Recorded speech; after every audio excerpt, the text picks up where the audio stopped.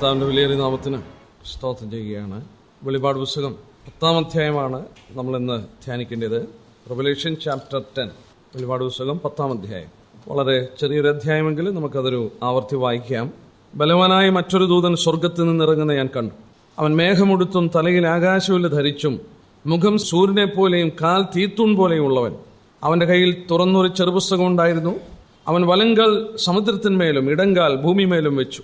സിംഹം അലറും പോലെ അത്യുച്ചത്തിൽ ആർത്തപ്പോൾ 7 ഇടിനാദം മുഴങ്ങി. 7 ഇടിനാദം മുഴക്കിയപ്പോൾ ഞാൻ എഴുതുവാൻ ഭാവിച്ചു. എന്നാൽ 7 ഇടി മുഴക്കിയത് എഴുതാതെ മുദ്രയിട്ടേക്കാന്ന് സ്വർഗത്തിൽ നിന്നൊരു ശബ്ദം കേട്ടു. സമുദ്രത്തിന്മേലും ഭൂമിമേലും നിൽക്കുന്നവനായി ഞാൻ കണ്ട ദൂതൻ വലങ്കൈ ആകാശത്തേക്ക് ഉയർത്തി. ഇനി ഈ കാലമുണ്ടാകയില്ല.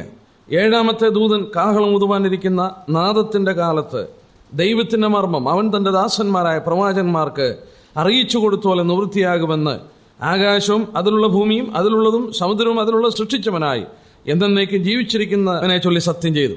ഞാൻ സ്വർഗത്തിൽ നിന്ന് കേട്ട ശബ്ദം പിന്നെയും എന്നോട് സംസാരിച്ചു. നീ ചെന്ന് സമുദ്രത്തിന്മേലും ഭൂമിമേലും നിൽക്കുന്ന ദൂതന്റെ കയ്യിൽ തുറന്നിരിക്കുന്ന പുസ്തകം വാങ്ങുക എന്ന് കൽപ്പിച്ചു. ഞാൻ ദൂതന്റെ അടുക്കൽ ചെന്ന് ആ ചെറു പുസ്തകം തരുവാൻ പറഞ്ഞു. അവൻ എന്നോട്, നീ ഇത് വാങ്ങി തിന്നുക, അത് നിന്റെ വയറ്റിനെ കയ്പിക്കും, എങ്കിലും വായിൽ തേൻ പോലെ മധുരിക്കുമെന്ന് പറഞ്ഞു. ഞാൻ ദൂതന്റെ കയ്യിൽ നിന്ന് ചെറുപുസ്തകം വാങ്ങിയിരുന്നു. അതെന്റെ വായിൽ തേൻ പോലെ മധുരമായിരുന്നു. തിന്നു കഴിഞ്ഞപ്പോൾ എന്റെ വയറ് കയ്പായിപ്പോയി.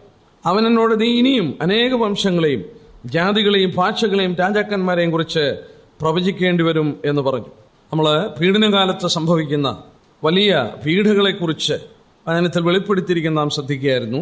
നമ്മൾ 8-ാം അധ്യായത്തിന്റെ 13-ാം വാക്യത്തില് അവസാനമായി ഊതുന്ന 3 കാഹളം, 7 കാഹളങ്ങളിൽ 4 കാഹളം ഊതിയ ശേഷം 5, 6, 7 കാഹളങ്ങൾ ഊതുന്നത് 13-ാം വാക്യത്തിൽ 3 വലിയ കഷ്ടങ്ങളാണ് എന്ന് ആകാശമധ്യത്തിൽ ഒരു ദൂതൻ പറന്ന് പറയുന്നതായി നമ്മൾ കാണുകയുണ്ടായി.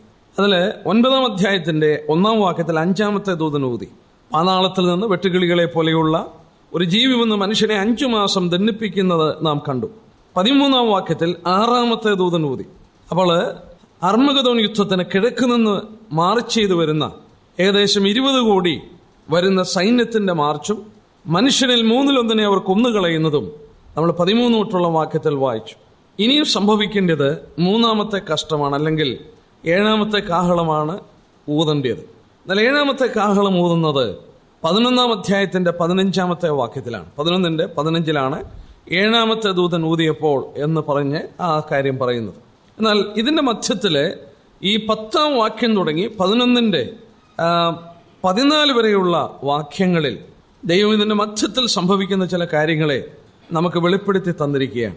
അതെന്താണെന്നുള്ളത് നമുക്ക് ശ്രദ്ധിക്കാം. നമുക്ക് 10-ാം വാക്യത്തിന്റെ അധ്യായത്തിന്റെ 1-ാം വാക്യത്തില് ബലവാനായ മറ്റൊരു ദൂതൻ സ്വർഗത്തിൽ നിന്ന് ഇറങ്ങുന്നത് ഞാൻ കണ്ടു. ഈ ദൂതൻ ആരാണെന്നുള്ളത് ദൈവദാസന്മാരുടെ മധ്യത്തിൽ വിഭിന്നമായ അഭിപ്രായങ്ങളുണ്ട്. ആരാണ് ഈ ദൂതൻ?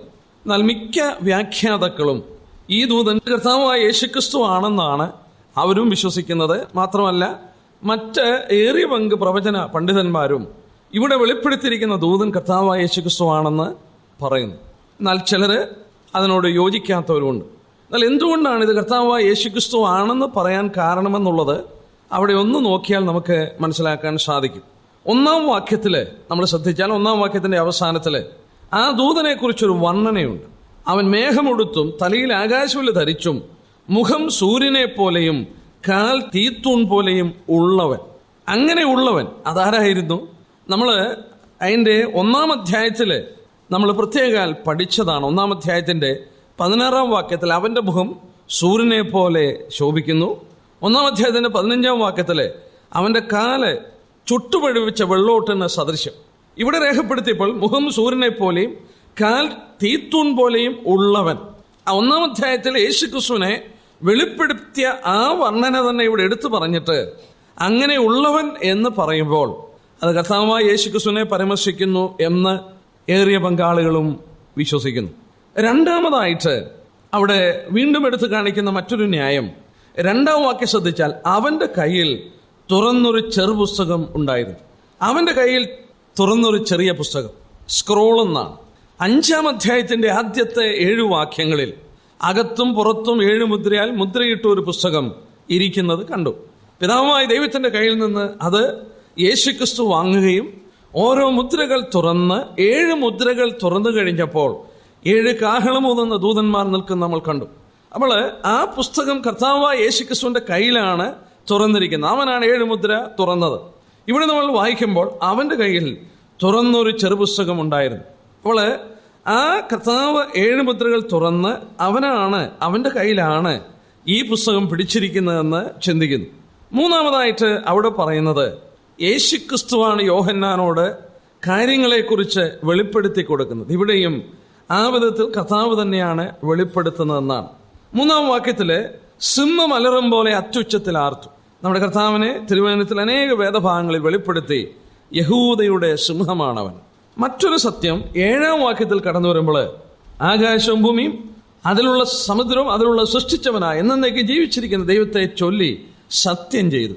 വചനം ഉടനീളം പരിശോധിച്ചാൽ ദൂതന്മാർ ഒരിക്കൽ പോലും മനുഷ്യനോട് സത്യം ചെയ്യുന്നില്ല. ഒരിക്കലും ഒരിടത്തും ഒരു ദൂതനും സത്യം ചെയ്യുന്നതായിട്ട് നാം കാണുന്നില്ലേ. എന്നാൽ ദൈവം മനുഷ്യനോട് സത്യം ചെയ്യുകയും വചനത്തിൽ ഉടനീളം കാണിച്ചിരിക്കുന്നത് കൊണ്ട് ഇവിടെ ഒരു ദൂതനല്ല, അത് കർത്താവായ യേശുക്രിസ്തുവാണെന്ന് കുറച്ചുകൂടെ ന്യായമായി അതിനൂന്നി പറയുന്നു. എന്നാൽ അതിലൊക്കെ പ്രബലമായ ഒരു ന്യായം പറയുന്നത് 10-ാം അധ്യായത്തിന്റെ തുടർച്ചയാണ് 11-ാം അധ്യായം. നമ്മൾ ചിന്തിച്ചുകൊണ്ടിരുന്ന പോലെ 7-ാമത്തെ ദൂതൻ ഊതുന്നത് 15-ാം വാക്യത്തിലാണ് 11-ാം അധ്യായത്തിന്റെ. അപ്പോൾ ആ 10-ാം അധ്യായത്തിന്റെ തുടർച്ചയാണ് പിന്നെയും നമ്മൾ ഈ 11-ാം അധ്യായത്തിൽ വായിക്കുന്നത്. അങ്ങനെ വായിച്ചു വരുമ്പോൾ 11-ാം അധ്യായത്തിന്റെ 3-ാം വാക്യത്തിൽ അന്ന് ഞാൻ എൻ്റെ 2 സാക്ഷികൾക്ക് വരം നൽകും എന്ന് പറയുന്നു. അതൊരു ഡെഫിനറ്റ് പ്രൂഫാണ് യേശുക്രിസ്തു തന്നെയാണ് ആ പറയുന്നത്. അന്ന് ഞാൻ എൻ്റെ 2 സാക്ഷികൾക്ക് വരം നൽകും. മോശയും ഏലിയാവും കടന്നു വന്ന ഈ ലോകത്തിൽ സാക്ഷിക്കുന്ന ആ കാര്യത്തെക്കുറിച്ച് യേശുക്രിസ്തുവിന് മാത്രമേ പറയാൻ കഴിയുള്ളൂ. അന്ന് ഞാൻ എൻ്റെ സാക്ഷികൾക്ക് വരം നൽകും. ദൂതന്മാർക്ക് അങ്ങനെ സാക്ഷികളെ അയക്കുവാനായിട്ട് കഴിയുന്നില്ല. പിന്നീട് മറ്റൊരു ന്യായം പറയുന്നത് അതിന്റെ 4-ാം വാക്യത്തിലാണെന്ന് തോന്നുന്നു. യോഹന്നാൻ എഴുതുവാൻ തുടങ്ങിയപ്പോൾ എഴുതരുത് എന്നവനോട് പറഞ്ഞു. വെളിപ്പാട് പുസ്തകത്തിൽ പലപ്പോഴും വായിക്കുമ്പോൾ എഴുതരുതെന്നും എഴുതുവാനായിട്ടും ആവശ്യപ്പെടുന്നത് കർത്താവായ യേശുക്രിസ്തുവാണ്. അങ്ങനെ ഇത്രയും ന്യായങ്ങൾ വെച്ച് നോക്കുമ്പോൾ നമുക്ക് ന്യായമായി ചിന്തിക്കാം ഇത് കർത്താവായ യേശുക്രിസ്തു തന്നെയാണ്. നമ്മൾ ഓർത്ത പോലെ ദൂതന്മാർ മനുഷ്യനോട് സത്യം ചെയ്യുന്നില്ല. തുറന്ന പുസ്തകം കർത്താവായ യേശുക്രിസ്തുവിന്റെ കയ്യിലാണ്. വീണ്ടും നമ്മൾ ചിന്തിച്ചു അവന്റെ രൂപത്തെക്കുറിച്ച് പറയുമ്പോൾ മുഖം സൂര്യനെ പോലെയും കാൽ തീത്തൂൺ പോലെയും ഉള്ളവൻ എന്ന് പറയുന്നത് കർത്താവായ യേശുക്രിസ്തുവാണ്. അന്ന് ഞാൻ എൻ്റെ 2 സാക്ഷികൾക്ക് വരം നൽകും എന്ന് യേശുക്രിസ്തുവിനെ പറയാൻ സാധിക്കുള്ളൂ.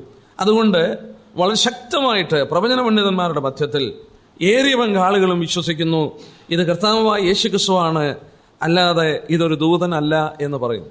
2-ാം വാക്യത്തിൽ വരുമ്പോൾ അവന്റെ കയ്യിൽ തുറന്നൊരു ചെറുപുസ്തകം ഉണ്ടായിരുന്നു.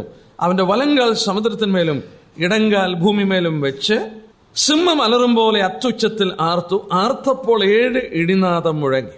എന്താണ് ഇവിടെ വായിക്കുന്നത്? കർത്താവായ യേശുക്രിസ്തുവിന്റെ കയ്യില് ആ തുറന്ന പുസ്തകം, ലിറ്റിൽ സ്ക്രോൾ, ആ തുറന്ന ചെറിയ പുസ്തകമുണ്ട്. നമ്മൾ പഠിച്ചപ്പോൾ നേരത്തെ ഓർത്തു ഈ പുസ്തകം എന്താണെന്ന് പല അഭിപ്രായങ്ങളുണ്ടെങ്കിലും വചനത്തിൽ വെളിപ്പെടുത്തിയിരിക്കുന്ന ന്യായങ്ങൾ വെച്ച് ഈ ഭൂമിയുടെ അവകാശത്തെ കാണിക്കുന്ന ടൈറ്റിൽ ഡീഡ്, ആധാരം പോലെയുള്ള ഒരു പുസ്തകമാണതെന്നാണ് ഏറിയ പങ്ക് പണ്ഡിതന്മാരും വിശ്വസിക്കുന്നതെന്നും നമ്മൾ അന്ന് പഠിക്കുകയും അതിന്റെ ന്യായങ്ങളെക്കുറിച്ച് പഴയ നിയമ പ്രമാണങ്ങളിൽ നിന്ന് ശ്രദ്ധിക്കുകയും ചെയ്തു. ഇവിടെ ഇപ്പോൾ അങ്ങനെയാണെങ്കിൽ കർത്താവായ യേശുക്രിസ്തു ഈ പുസ്തകം തുറന്നു കഴിഞ്ഞു. അവന്റെ വലങ്കാല് സമുദ്രത്തിന്മേലും ഇടങ്കാല് ഭൂമിമേലും വെച്ചിട്ട് കൈ ഉയർത്തിയിട്ട് വലിയ ഒരു ഉച്ചത്തില് സിംഹം അലറും പോലെ അവന് അലറുകയാണ്. എന്തിനാണ് ഈ ഭൂമിമേലും സമുദ്രത്തിന്മേലും കാല് വെച്ചത്? മറ്റൊരു വിധത്തിൽ ചിന്തിച്ചാൽ സമുദ്രവും ഭൂമിയും, സീ ആൻഡ് ലാൻഡ്, അത് ഈ ഭൂമിയുടെ സം ടോട്ടൽ, അതായത് ഭൂമിയെ മുഴുവൻ കാണിക്കുന്നതാണ് സമുദ്രവും ഭൂമിയും എന്ന പദത്തിൽ ഉൾപ്പെടുത്തിയിട്ടുണ്ടെന്ന് പറയുന്നു. നമ്മൾ ഇവിടെ ചിന്തിച്ചു നോക്കിയാൽ ഈ കാല് വെച്ചിട്ട് കൈകൾ ഉയർത്തിയിട്ട് വലിയ ഉച്ചത്തിൽ അവൻ ആർക്കുകയാണ്, സിംഹം അലറുന്നത് പോലെ അലറുകയാണ്. അതിന്റെ കാരണം ഇങ്ങനെ ചിന്തിക്കുന്നു ന്യായമായി.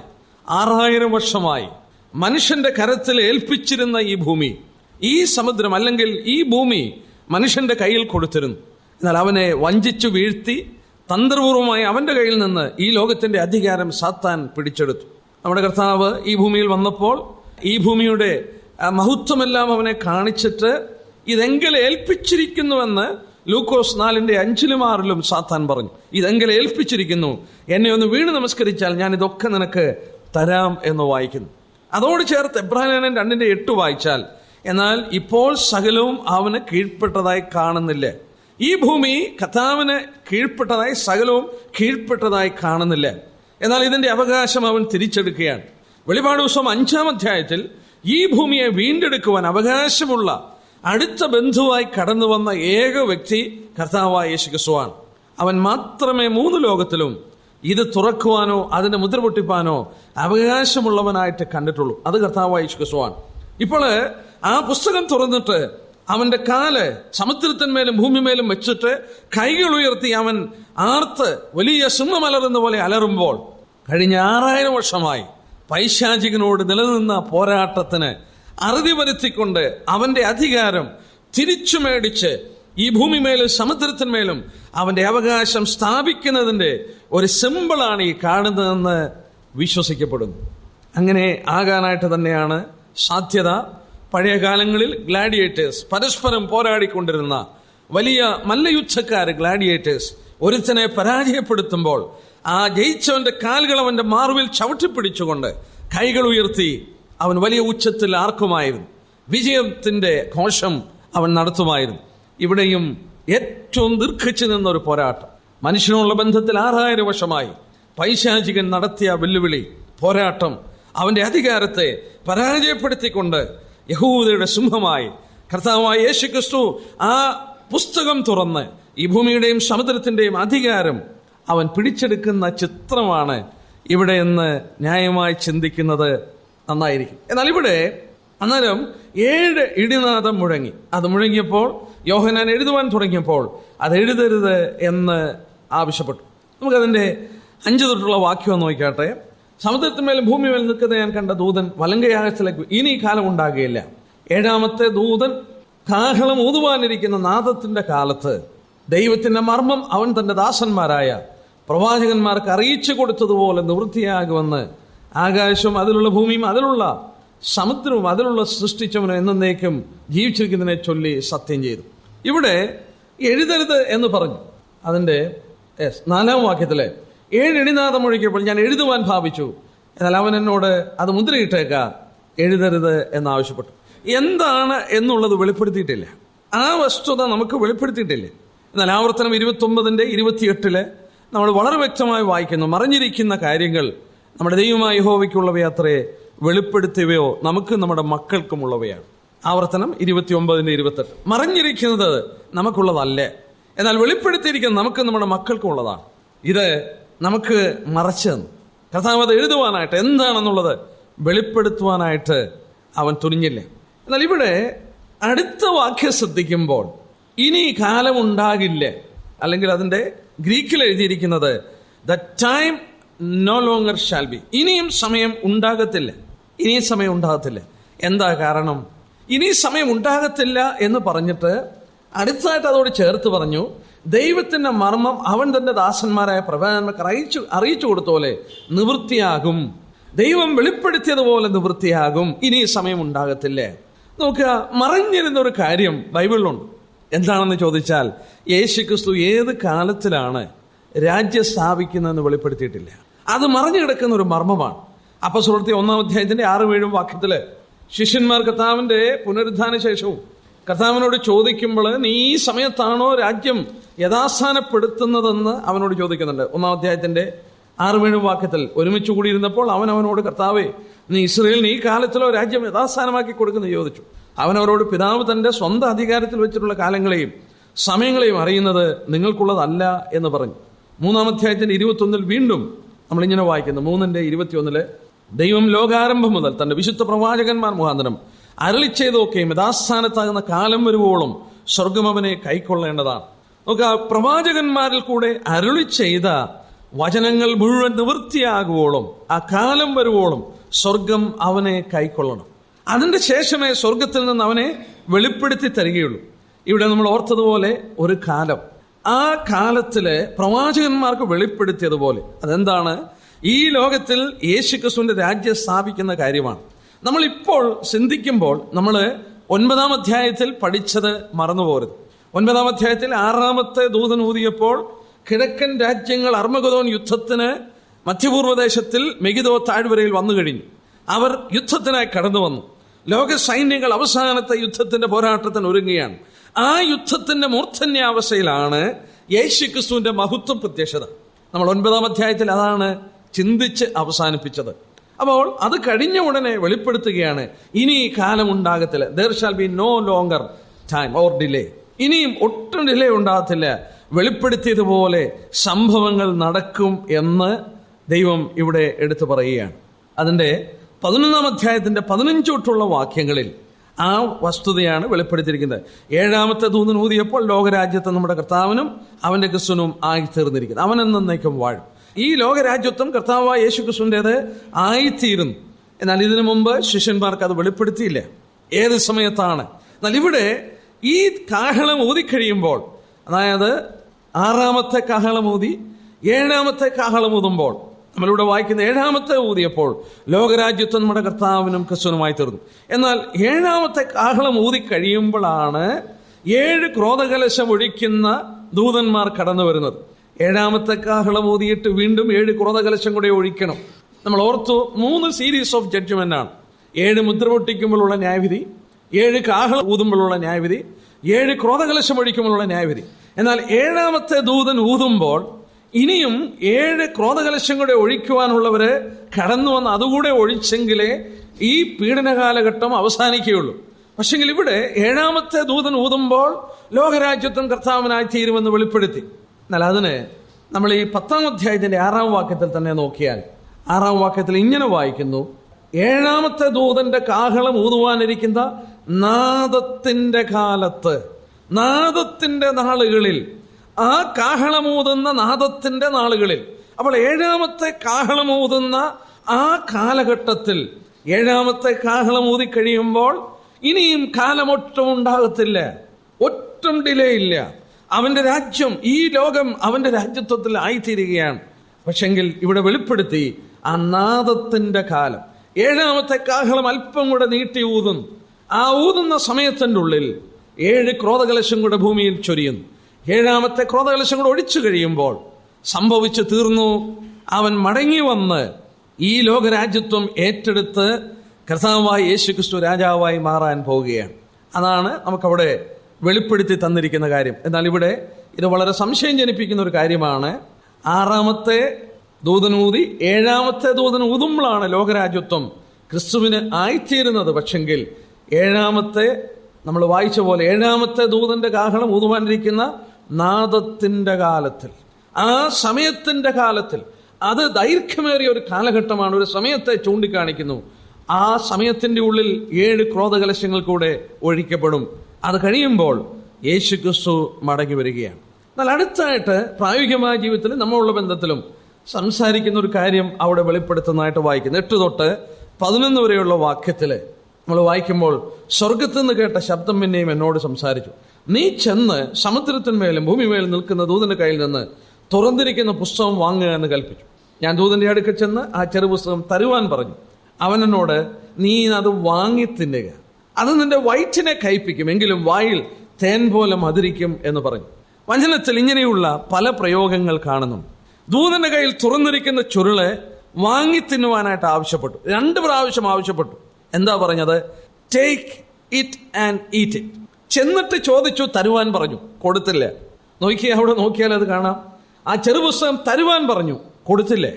അവൻ എന്നോട്, വാങ്ങി തിന്നുക, take it and eat it, നീ അത് എടുത്തു ഭക്ഷിക്കുക. തരുവാൻ പറഞ്ഞ് തരികയല്ല, അവനത് എടുത്തു ഭക്ഷിക്കുവാനായിട്ട് ആഹ്വാനം ചെയ്യുകയാണ്. ഇത് വളരെ അർത്ഥപൂർണമാണെന്ന് ചിന്തിക്കുന്നു. എന്താണെന്ന് ചോദിച്ചാൽ, God's revelation is never forced on any man, he must take it. ദൈവത്തിന്റെ വെളിപ്പാടുകൾ ഒരു മനുഷ്യന്റെ മേലും അടിച്ചേൽപ്പിക്കുന്നില്ല, ഒരുത്തനെ നിർബന്ധിക്കുന്നില്ല. ദൈവം അത് വെളിപ്പെടുത്തി തന്നിട്ടുണ്ട്. മനുഷ്യനത് എടുക്കേണ്ടത് ആവശ്യമാണ്. ഇവിടെ നോക്കുക, തരുവാൻ പറഞ്ഞപ്പോൾ കൊടുത്തില്ല, നീ അത് എടുത്തു ഭക്ഷിപ്പാനായിട്ട് ആവശ്യപ്പെടുന്നു. Take it. ഇന്ന് സന്ധ്യയിൽ നമുക്ക് ഓർക്കാനായിട്ടുള്ളത്, നമ്മുടെ ഭക്തിക്കും ജീവനും ആധാരമായതൊക്കെ വെളിപ്പെടുത്തി. എന്തെല്ലാം മനുഷ്യൻ അറിയണം അത് മുഴുവൻ വെളിപ്പെടുത്തി. അവന്റെ രാജ്യം എങ്ങനെ വരുമെന്നുള്ളത് വെളിപ്പെടുത്തി. കാലത്തിന്റെ അന്ത്യത്തെക്കുറിച്ച് വെളിപ്പെടുത്തി. സകല ലക്ഷണങ്ങളും വെളിപ്പെടുത്തി. മനുഷ്യനോട് ദൈവം ഒന്നും നിർബന്ധിച്ച് അടിച്ചേൽപ്പിക്കുന്നില്ല. നാം ഓർത്തതുപോലെ ഹി മസ്റ്റ് ടേക്ക് ഇറ്റ്. അവനത് എടുക്കണം. അവനത് എടുത്ത് അവനത് സ്വന്തമാക്കുവാനായിട്ട് ആവശ്യമാണ്. ദൈവം തൻ്റെ സത്യങ്ങളെ ഒരിക്കലും ആരുടെ മേലും അടിച്ചേൽപ്പിക്കുന്നില്ല. റോമാലേഖനം 10-ാം അധ്യായത്തിലെ 7-8 വാക്യത്തിൽ നമ്മൾ വായിക്കുന്നു, വചനം നിനക്ക് സമീപവും വായിലും നിന്റെ ഹൃദയത്തിലും ഇരിക്കുന്നു. വചനം നിന്റെ സമീപമുണ്ട്, നിന്റെ വായിലും നിന്റെ ഹൃദയത്തിലും ഇരിക്കുകയാണ്. ഇത് അന്വേഷിച്ചെങ്ങും പോകേണ്ട ആവശ്യമില്ല, നിന്റെ അടുക്കൽ തന്നെ ഉണ്ടാ വചനം. റോമാലേഖനം 10-ാം അധ്യായത്തിന്റെ 7-8 വാക്യത്തിലുണ്ട്.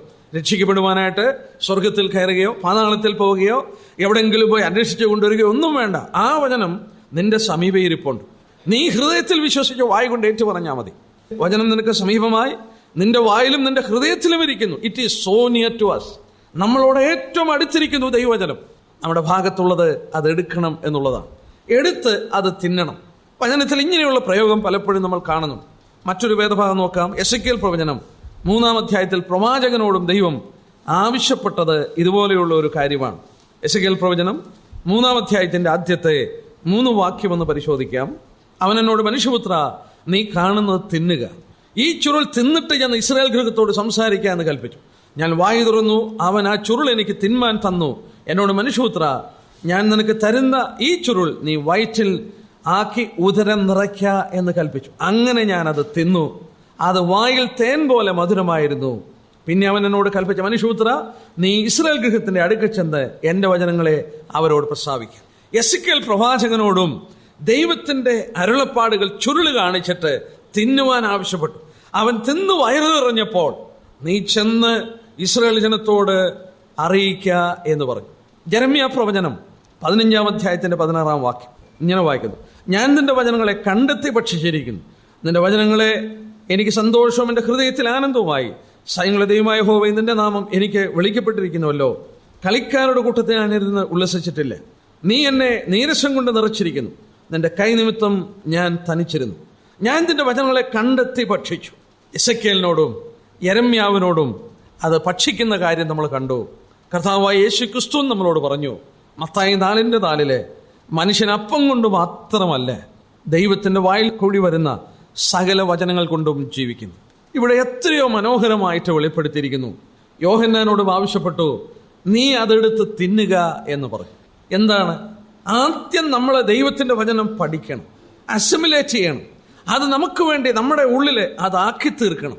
പൗലോസ് രക്ഷിക്കപ്പെട്ട ശേഷം നോക്കുക, ഗമനേലിന്റെ പാദപീഠത്തിലിരുന്ന് ന്യായപ്രമാണം പഠിച്ച മനുഷ്യൻ രക്ഷിക്കപ്പെട്ട ശേഷം അവന്റെ ജീവിതത്തെ പഠിച്ചിട്ടുള്ളവർ പറയുന്നു, 3 വർഷം അറേബ്യൻ മരുഭൂമിയിലേക്ക് പോയിട്ടാണ് അവനെ കാണാതെ വന്നു. അവൻ ശുശ്രൂഷകൾക്ക് ഇറങ്ങുന്നതിന് മുമ്പ് വീണ്ടും വാസ്തവത്തിൽ ഒരുങ്ങി ആ വചനത്തെ വീണ്ടും പഠിച്ചിറങ്ങുന്നതായിട്ട് കാണുന്നു. ശിഷ്യന്മാരെ കർത്താവ് 3.5 വർഷം കൊണ്ടു നടന്നു. ആ വചനങ്ങളെ വ്യാഖ്യാനിച്ചും പഠിപ്പിച്ചും ഒക്കെ അവരെ അതിൻ്റെ ആശയത്തിലേക്കും അർത്ഥത്തിലേക്കും ഇറക്കിയ ശേഷമാണ് അവരെ ശുശ്രൂഷയ്ക്കായി പറഞ്ഞയക്കുന്നത്. എസെക്കിയേലിനോടും യെരമ്യാവിനോടും പത്മോസിൽ കിടക്കുന്ന യോഹന്നാനോടും ഒക്കെ ദൈവം പറഞ്ഞു, എടുത്ത് തിന്നുക, തിന്നിട്ട് അവരോട് നീ പ്രവചിക്കുക. നമ്മളോടും പറഞ്ഞു, മനുഷ്യൻ അപ്പം കൊണ്ട് മാത്രമല്ല ദൈവത്തിന്റെ വായിൽ നിന്ന് വരുന്ന സകല വചനങ്ങൾ കൊണ്ടും ജീവിക്കും എന്നുള്ളത് ഓർപ്പിക്കുകയുണ്ടായി. ഇത് നമ്മൾ ഭക്ഷിക്കുമ്പോൾ നമ്മൾ വായിച്ചു, അത് വായിക്ക് മധുരമാണെങ്കിലും വയറ്റിന് കയ്പാണ്. അങ്ങനെയാണ് ഇവിടെ വായിച്ചിരിക്കുന്നത്. അതിന്റെ 9-ാം വാക്യം നോക്കുക. 9-ാം വാക്യത്തിൽ ഇങ്ങനെ വായിക്കുന്നു, അത് നിന്റെ വയറ്റിനെ കയ്പിക്കും, എങ്കിലും വായിൽ തേൻ പോലെ മധുരിക്കുമെന്ന് പറഞ്ഞു. വചനത്തില് ദൈവത്തിന്റെ വചനം മധുരിക്കുന്നതിനെ കുറിച്ച് പറഞ്ഞിരിക്കുന്നത് നമുക്ക് 1-2 ഭാഗങ്ങളൊന്ന് വായിക്കാം. സങ്കീർത്തനങ്ങളിൽ നിന്ന് 1-2 വാക്യങ്ങൾ നമുക്ക് പരിശോധിക്കാം. സങ്കീർത്തനങ്ങൾ 19-ന്റെ 10-ാമത്തെ വാക്യം. 19-ന്റെ 10-ാമത്തെ വാക്യത്തില്, അവ പൊന്നിലും യഹോവയുടെ വിധികൾ സത്യമായവ, അവ ഒട്ടൊഴിയാതെ നീതിയുള്ളവ, അവ പൊന്നിലും വളരെ തങ്കത്തിലും ആഗ്രഹിക്കത്തക്കവ, തേനിലും തേൻകട്ടയിലും മധുരമുള്ളവ. 119-ാം സങ്കീർത്തനം, സാംസ് 119, അതിന്റെ 103-ാമത്തെ വാക്യം. 103, തിരുവചനം എൻ്റെ അണ്ണാക്കിനത്ര മധുരം, അവ എൻ്റെ വായിൽ തേനിലും നല്ലത്. യെരമ്യാ പ്രവചനം 15-ന്റെ 16 നമ്മൾ വായിച്ചു, ഞാൻ നിന്റെ വചനത്തെ കണ്ടെത്തി ഭക്ഷിച്ചു. എന്നാൽ ആ യെരമ്യാവ് അത് ദഹിക്കുമ്പോൾ ഉള്ള കാര്യം കൂടെ നമുക്കൊന്ന് ശ്രദ്ധിച്ചേക്കാം. യെരമ്യാ പ്രവചനം 9-ാം അധ്യായത്തിന്റെ 1-ാം വാക്യം നോക്കി. യെരമ്യാ പ്രവചനം 9:1, അയ്യോ എൻ്റെ ജനത്തിന്റെ പുത്രരുടെ നിഹിതന്മാർ നിമിത്തം രാവും പകലും കരയേണ്ടതിന് എൻ്റെ തല വെള്ളവും എൻ്റെ കണ്ണ് കണ്ണുനീരും ആയിരുന്നുവെങ്കിൽ കൊള്ളായിരുന്നു. അയ്യോ എൻ്റെ ജനത്തെ വിട്ട് പോയിക്കളയേണ്ടതിന് മരുഭൂമിയിൽ വഴിയാത്രക്കാർക്ക് ഒരു സത്രം എനിക്ക് കിട്ടിയിരുന്നെങ്കിൽ കൊള്ളായിരുന്നു. നോക്കുക, അവൻ ദൈവവചനം കണ്ടെത്തി ഭക്ഷിച്ചു. അവനെ കുറിച്ച് പറയുന്നത് വീപ്പിംഗ് പ്രൊഫറ്റ് എന്നാണ്, കരയുന്ന പ്രവാചകൻ. ജനത്തിന് വരുന്ന ദുരന്തങ്ങളെക്കുറിച്ചും അനർത്ഥങ്ങളെക്കുറിച്ചും ന്യായവിധികളെക്കുറിച്ചും ജെരമ്യാവ് മനസ്സിലാക്കി. വചനത്തെ കണ്ടെത്തി ഭക്ഷിച്ചു. ആ ജനത്തെ ഓർത്ത് കരയുവാൻ തുടങ്ങുകയാണ്. ഇവിടെയും നാം ഓർക്കുക, ദൈവത്തിന്റെ വചനം നമ്മൾ അസിമിലേറ്റ് ചെയ്യുമ്പോൾ, അത് നമ്മൾ കണ്ടെത്തി ഭക്ഷിച്ച് നമ്മുടെ ജീവിതത്തോട് അനൂർത്ഥമാക്കി തീർക്കുമ്പോൾ അത് വളരെ സന്തോഷം നമ്മുടെ വായിൽ തരും, വലിയ മധുരമായി നമുക്ക് തീരും. പക്ഷെങ്കിൽ വരുന്ന ന്യായവിധിയെക്കുറിച്ചും നമ്മെക്കുറിച്ചും നമ്മുടെ കുറവുകളെക്കുറിച്ചും ബലഹീനതകളെക്കുറിച്ചും ഒക്കെ ഓർക്കുമ്പോൾ ഇവിടെ നമ്മൾ വായിച്ച പോലെ അത് വയറ്റിന് കയ്പ് പോലെ അനുഭവപ്പെടും. പ്രവാചകന്മാർ വരുന്ന ന്യായവിധികളെ കുറിച്ച് കണ്ടപ്പോൾ അവർ സന്തോഷിക്കുകയല്ല, ആ ദുഃഖത്തിൽ അവർ പങ്കുചേരുകയാണ്.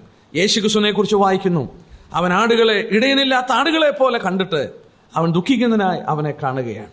നോക്കുക, ആ വചനം നമ്മൾ കണ്ടെത്തി ഭക്ഷിക്കുമ്പോൾ അത് വായിക്കും മധുരമാണ്. എന്നാൽ വരുന്ന ന്യായവിധിയെക്കുറിച്ചും മനുഷ്യൻ കബളിപ്പിക്കപ്പെട്ടിരിക്കുന്ന അവസ്ഥയെ കാണുമ്പോഴും പൈശാചികന്റെ തന്ത്രത്തിൽ കുടുങ്ങി അവർ ന്യായവിധിയിലേക്ക് നീങ്ങുന്നൊക്കെ മനസ്സിലാകുമ്പോൾ അവരുടെ വയറ്റിൽ അത് കയ്പിന്റെ അനുഭവം, ന്യായവിധിയുടെ ആ ഭയങ്കരമായ കാര്യത്തെക്കുറിച്ച് അവിടെ കാണുവാനായിട്ട് സാധിക്കുന്നു. എന്നിട്ട് വായിക്കുന്നു, അത് കണ്ടെത്തി ഭക്ഷിച്ച ശേഷം വയറ്റിനെ കയ്പിക്കും. 11-ാം വാക്യം, അവൻ എന്നോട്, നീ ഇനിയും, അത് കണ്ടെത്തി ഭക്ഷിച്ച ശേഷം നീ ഇനിയും അനേക വംശങ്ങളെയും ജാതികളെയും ഭാഷകളെയും രാജാക്കന്മാരെ കുറിച്ച് പ്രവചിക്കേണ്ടി വരും എന്ന് പറഞ്ഞു.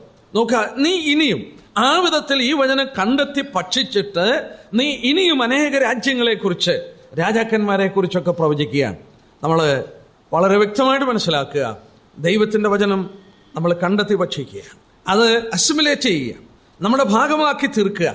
നമ്മൾ 1-ാം സങ്കീർത്തനത്തിലൊക്കെ വായിക്കുന്നില്ലേ, ആ ആട് നല്ല ഇടയനെ പോലെ നമ്മളെ നടത്തിയ പച്ചയാ പുൽപ്പുറങ്ങളിൽ മേഞ്ഞ് അസിമിലേറ്റ് ചെയ്ത് അതെല്ലാം നമ്മൾ കരസ്ഥമാക്കിയിട്ട് അത് അരച്ച് ചവച്ച് നമ്മുടെ ശരീരത്തിന്റെ ഭാഗമാകുവാൻ വീണ്ടും അയവിറക്കി സ്വന്തമാക്കി തീർത്ത ശേഷം ദൈവത്തിന്റെ ശുശ്രൂഷയ്ക്കായി അനേക രാജ്യങ്ങളെക്കുറിച്ചും ഒക്കെ പ്രവചിക്കുവാനായിട്ട് പോകുന്ന കാര്യം നമുക്ക് കാണുവാനായിട്ട് സാധിക്കുന്നു. പ്രായോഗിക വശത്തുള്ള ബന്ധത്തിലും നമുക്കത് ചിന്തിപ്പാനായിട്ട് സാധിക്കും.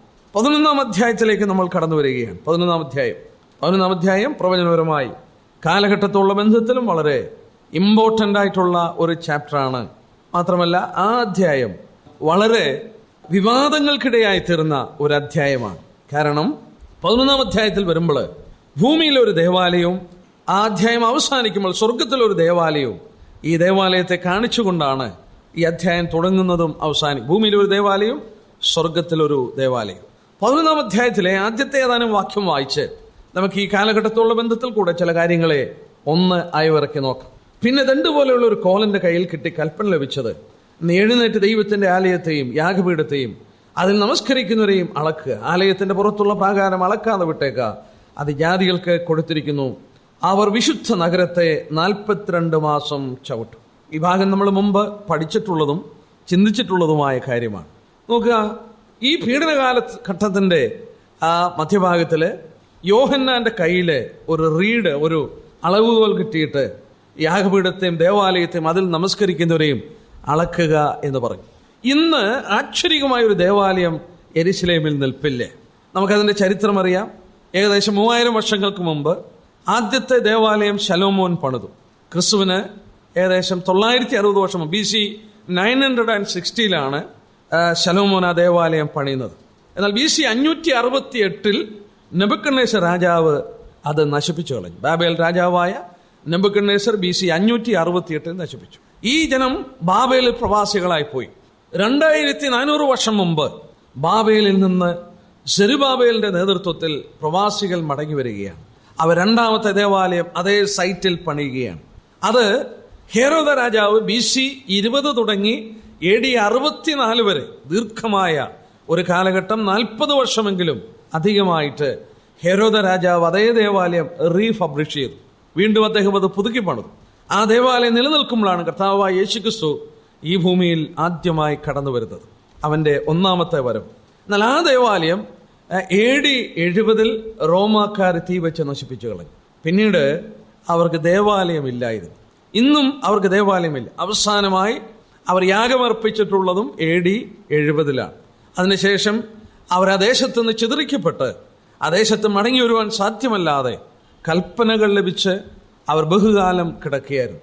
വളരെ വ്യക്തമായ ഹോശയ പ്രവചനം 3-ാം അധ്യായം നമ്മൾ ധ്യാനിച്ചിട്ടുള്ളതാണ്, പഠിച്ചിട്ടുള്ളതാണ്.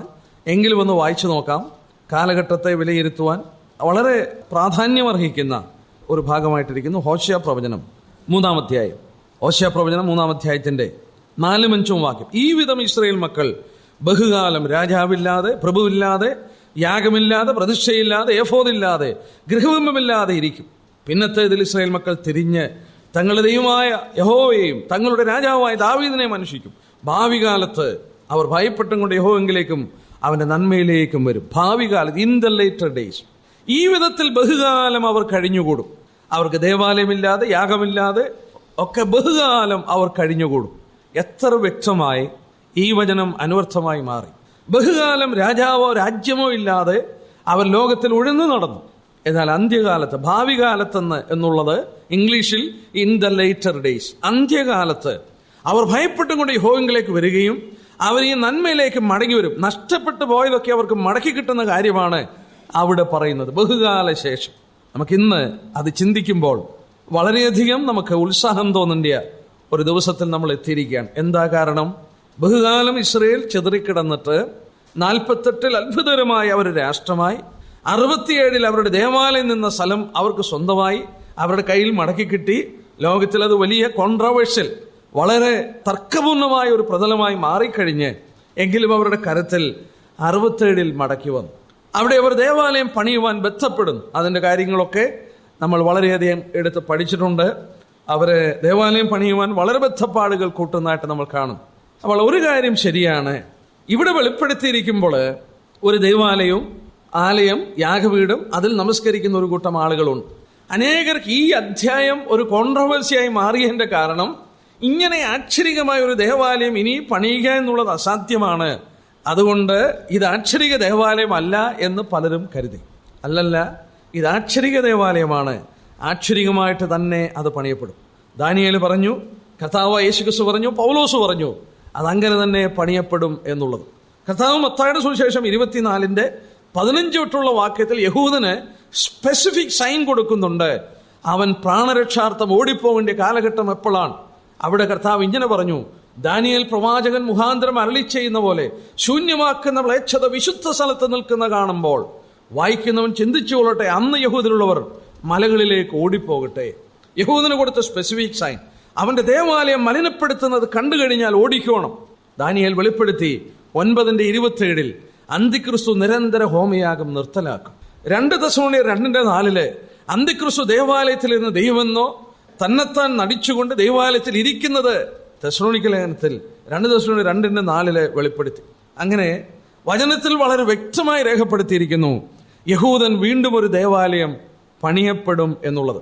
എന്നാൽ അതിനുള്ള ബന്ധത്തിൽ പല അന്വേഷണങ്ങളും കണ്ടുപിടുത്തങ്ങളും ഒക്കെ നടത്തി ഇന്ന് അതിന്റെ സൈറ്റും കണ്ടുപിടിച്ച് ഓമറിന്റെ പള്ളി നിൽക്കുന്നതിന്റെ അടുക്കലാണ്. അവിടെ നിന്ന് അല്പം മാറിയാണ് ഈ സ്ഥലം എന്നൊക്കെയുള്ള കാര്യങ്ങൾ നമ്മൾ ചിന്തിക്കുകയുണ്ടായി. ഒരു ദൈവദാസൻ ഓർപ്പിച്ച പോലെ, the stage is set, the actors are in the wings, and it seems probable that the drama will soon commence. Frederick ടാറ്റ്ഫോൾ എന്ന് പറയുന്ന ഏറ്റവും വലിയ പണ്ഡിതനായി ജീവിച്ച മരിച്ചുപോയ നമ്മുടെ ഒരു സഹോദരനാണ് അദ്ദേഹം പറഞ്ഞ വാക്കാണ്. The stage is set, എല്ലാ കാര്യങ്ങളും ഒരുങ്ങി. The actors are on its wings and it seems probable that the drama will soon commence. ഇവിടെ വെളിപ്പെടുത്തിയിരിക്കുന്ന ഈ നാടകങ്ങളൊക്കെ പെട്ടെന്ന് തന്നെ നടക്കുവാൻ എല്ലാ കാര്യങ്ങളും ഒരുങ്ങിക്കഴിഞ്ഞു എന്ന് ഫെഡറിക് ടാറ്റ്ഫോൾഡ് വെളിപ്പെടുത്തുകയുണ്ടായി. എന്നാൽ വളരെ ചിന്തനീയമായ ഒരു കാര്യം എനിക്ക് വായിപ്പാനായിട്ട് സാധിച്ചു. ഇസ്രായേലിന്റെ ചരിത്രകാരനായ ഒരാളാണ് ഇസ്രായേൽ എൽദാദ് എന്ന് പറയുന്ന ഒരു വ്യക്തി. അദ്ദേഹത്തോട് ഒരു ഇന്റർവ്യൂ നടത്തി.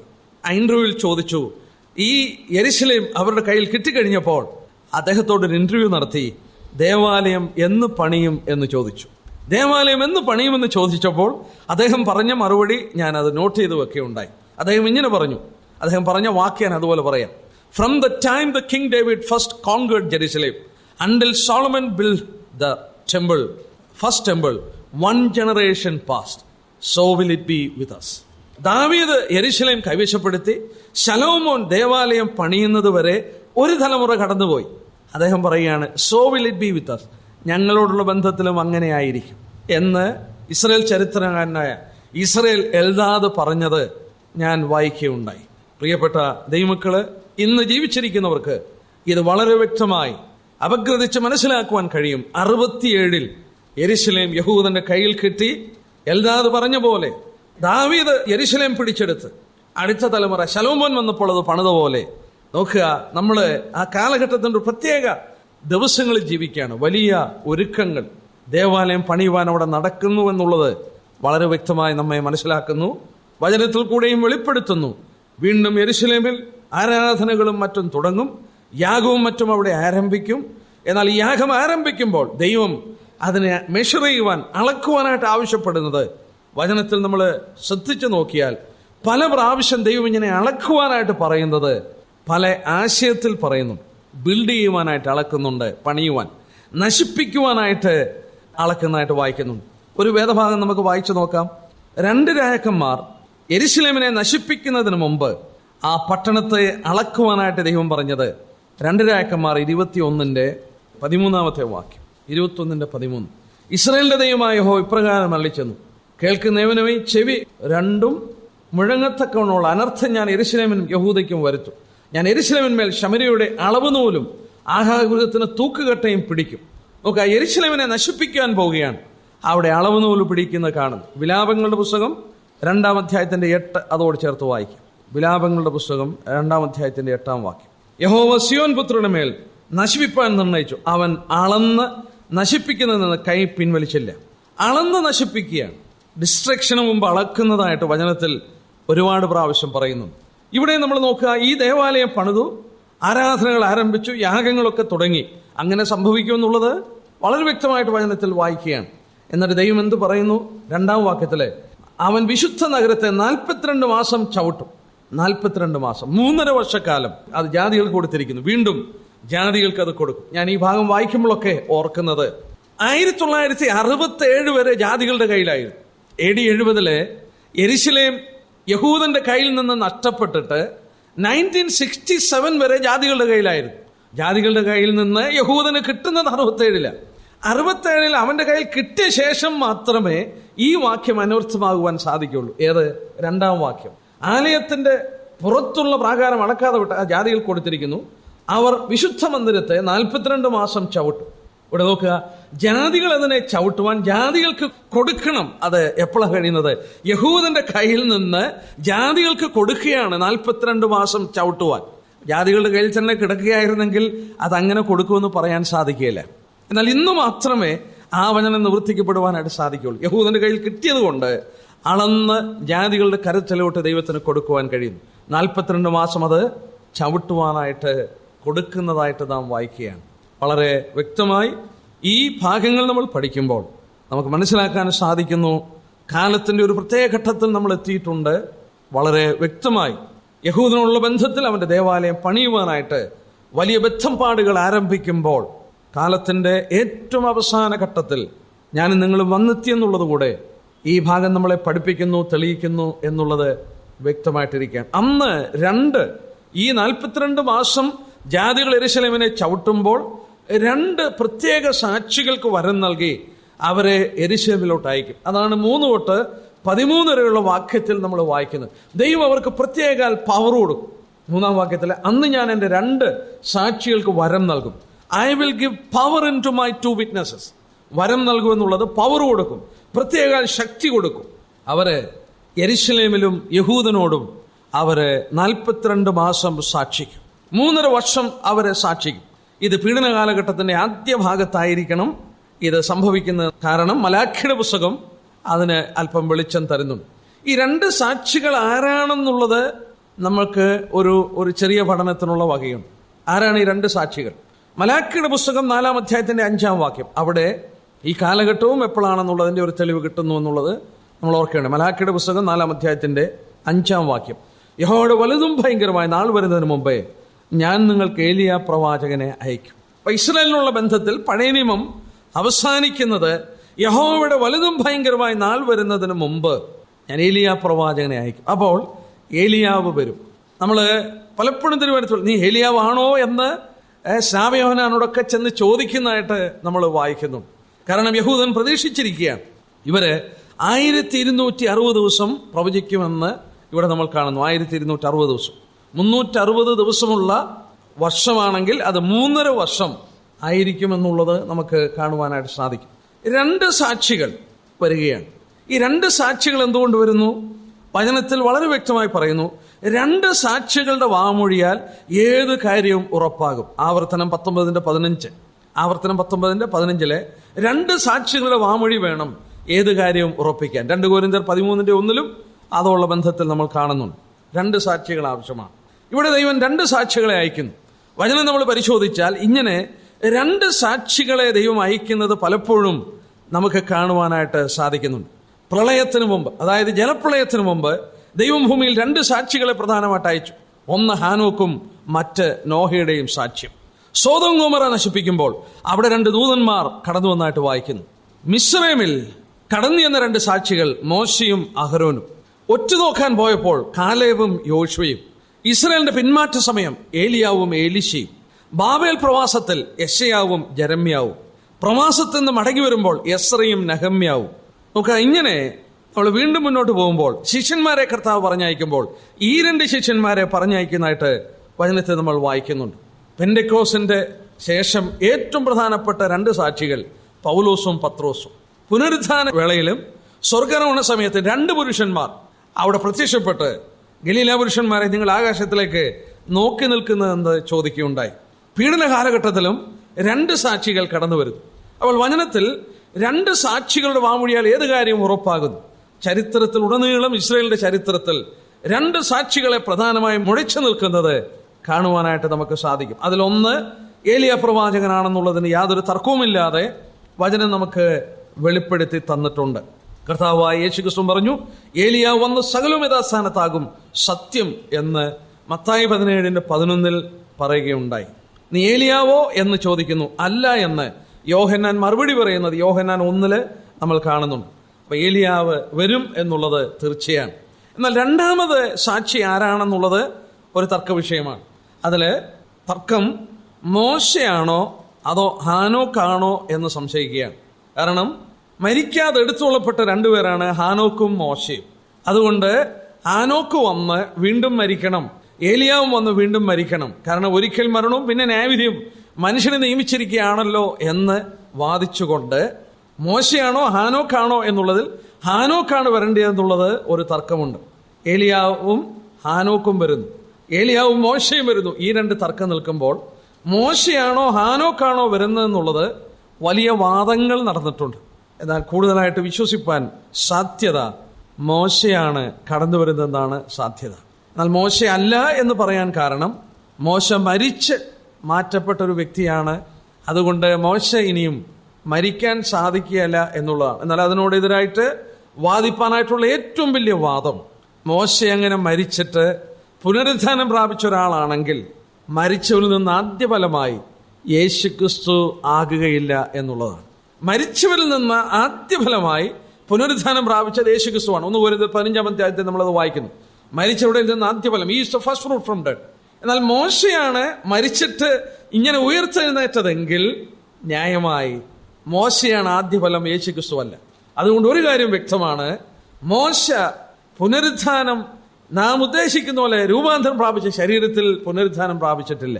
അങ്ങനെയാണെങ്കിൽ യേശുക്രിസ്തു ആദ്യഫലമായി തീരുകയില്ല. അതുകൊണ്ട് മോശ മരിക്കാവുന്ന ശരീരത്തിൽ തന്നെയാണ് വീണ്ടും എഴുന്നേറ്റത്. ലാസറിനെ ഉയർപ്പിച്ച പോലെയും മറ്റും ആണെന്നുള്ളത് നമുക്ക് ചിന്തിക്കുന്നതാണ് കൂടുതൽ ന്യായം. മറുപമലയിലും യേശുക്രിസ്തുവിന്റെ അടുക്കൽ പ്രത്യക്ഷപ്പെട്ട രണ്ട് വ്യക്തികൾ മോശയും ഏലിയാവുമാണ്. കൂടാതെ ഇവിടെ പറഞ്ഞിരിക്കുന്ന അത്ഭുതങ്ങളെ കുറിച്ച് നമ്മൾ പഠിച്ചു നോക്കിയാൽ ഇവിടെ പറഞ്ഞിരിക്കുന്ന ഈ അത്ഭുതങ്ങൾ മോശയും ഏലിയാവും നടത്തിയിട്ടുള്ള അത്ഭുതങ്ങളാണ്. അവരെ കൊല്ലുവാനായിട്ട് അന്തിക്രിസ്തുവിന് സാധിക്കില്ല. അവരെ ചെയ്യേണ്ട ശുശ്രൂഷകൾ തികച്ചു കഴിയുമ്പോൾ അന്തിക്രിസ്തു അവരെ കൊല്ലുകയും 11-ാം വാക്യത്തിൽ 3 ദിവസം അവരുടെ ശരീരം, 9-ാം വാക്യത്തിൽ സകല വംശക്കാരും ഗോത്രക്കാരും ഭാഷക്കാരും ജാതിക്കാരും അവരുടെ ശവം 3 ദിവസം കാണും. അവരെ അടക്കുവാൻ സമ്മതിക്കില്ല. വീതിയിൽ അവരുടെ ശവം കിടക്കും. എവിടെയാണ് കിടക്കുന്നത്? വളരെ വ്യക്തമായി 8-ാം വാക്യത്തിൽ വായിക്കുന്നു. അവരുടെ കർത്താവ് ക്രൂശിക്കപ്പെട്ടതും ആത്മീകമായി സോദോമെന്നും മിസ്രയീമെന്നും പേരുള്ളതുമായ മഹാനഗരത്തിന്റെ വീതിയിൽ അവരുടെ ശവം കിടക്കും. അവരുടെ കർത്താവ് ക്രൂശിക്കപ്പെട്ട സ്ഥലത്ത് യെരുശലേമിൽ കിടക്കും. ആ പട്ടണത്തിന് കൊടുത്ത പേര്, ആത്മീക പേര് സോദോമെന്നും മിസ്രയീമെന്നും. സോദോം അസാൻമാർഗികത്തിന്റെ പ്രതീകമാണ്. മിസ്രയീം ലോകമയത്വത്തിന്റെ പ്രതീകമാണ്. അത് ആത്മീകമായിട്ടാണെന്നും ഇവിടെ രേഖപ്പെടുത്തി. അവിടെ ഈ ശരീരങ്ങൾ 3 ദിവസം കിടക്കുമ്പോൾ സകല വംശങ്ങളും ഗോത്രക്കാരും ഭാഷക്കാരും ജാതിക്കാരും അവരുടെ ശവം 3.5 ദിവസം കാണും. ഞാൻ ചിന്തിച്ചു പോയിട്ടുണ്ട് പലപ്പോഴും. ടെലിവിഷനൊക്കെ കണ്ടുപിടിക്കുന്നതിന് മുമ്പ് ജീവിച്ചിരുന്ന പിതാക്കന്മാർ ലോകത്തിലുള്ള എല്ലാവരും ഇവരുടെ ശരീരങ്ങൾ കാണുമെന്ന് അവർ വായിച്ചപ്പോൾ എങ്ങനെ അവർക്കത് ചിന്തിപ്പാൻ സാധിച്ചു എന്നുള്ളത് ന്യായമായി ചിന്തിച്ചു പോവുകയാണ്. എന്നാൽ ഇന്ന് നമുക്ക് വളരെ വ്യക്തമായിട്ടറിയാം, ലോകത്തിൽ ഏത് കോണിൽ സംഭവിക്കുന്ന കാര്യവും ലോകത്തിൽ മൊത്തത്തിലുള്ള ജനങ്ങൾ കാണുന്നു ടെലിവിഷനിൽ കൂടെ. ഇവിടെയും അവരുടെ ശരീരം അടക്കാതെ ഈ അത്ഭുതങ്ങൾ ചെയ്ത മനുഷ്യർ ആകാശത്തു നിന്ന് തീയിറക്കുന്നു, മഴ പെയ്ക്കാതിരിക്കുന്നു, അവരെ ഉപദ്രവിക്കാൻ വരുന്നവരെ തീ കൊണ്ട് ദഹിപ്പിച്ചു കളയുന്നു. ഇങ്ങനെ വലിയ അത്ഭുതങ്ങൾ ചെയ്ത ഒരു സൈന്യം മുഴുവൻ അവരെ കൊല്ലുവാൻ നോക്കിയിട്ടും കൊല്ലുവാൻ കഴിയാത്ത ഇവരെ അവസാനം അന്തിക്രിസ്തു കൊന്നു കഴിയുമ്പോൾ അവരുടെ ശരീരങ്ങൾ തെരുവീതിയിൽ അടക്കാതെ 3 ദിവസം കിടക്കുന്ന കാണുമ്പോൾ ലോകം മുഴുവൻ അത് ദർശിക്കും. ലോകത്തിലെ ഏറ്റവും വലിയ വാർത്തയായിരിക്കും. ഇവിടെ നമ്മൾ വായിക്കുന്നുണ്ട്, സന്തോഷം കൊണ്ട് അവർ സമ്മാനങ്ങൾ കൊടുത്തയക്കും. താഴോട്ട് വായിച്ചാൽ 10-ാം വാക്യത്തിൽ ഈ പ്രവാചകന്മാർ ഇരുവരും ഭൂമിയിൽ വസിക്കുന്നവരെ ദണ്ഡിപ്പിച്ചതുകൊണ്ട് ഭൂവാസികൾ അവർ നിമിത്തം സന്തോഷിച്ച് ആനന്ദിക്കുകയും അന്യോന്യം സമ്മാനം കൊടുത്തയക്കുകയും ചെയ്യും.